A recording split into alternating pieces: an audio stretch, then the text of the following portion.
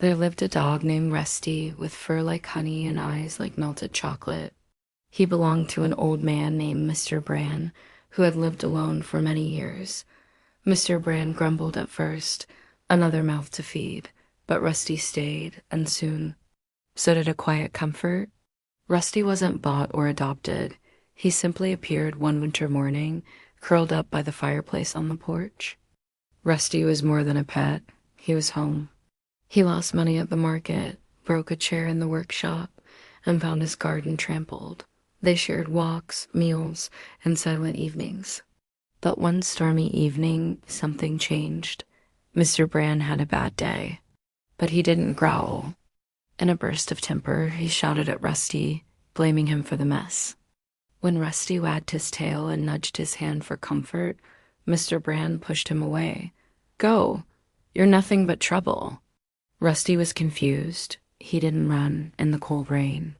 He simply lay down at the edge of the yard, waiting. Days passed.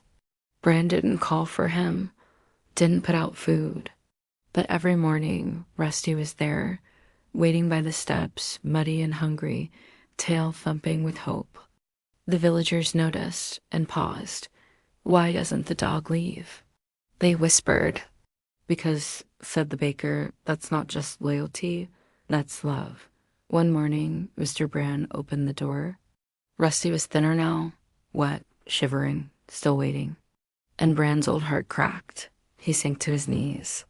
"I don't deserve you," he whispered, tears falling on Rusty's fur.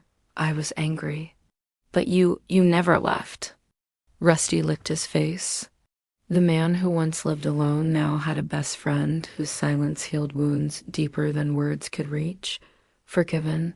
From that day on, Bran changed. He fed Rusty first. He smiled more, spoke softer.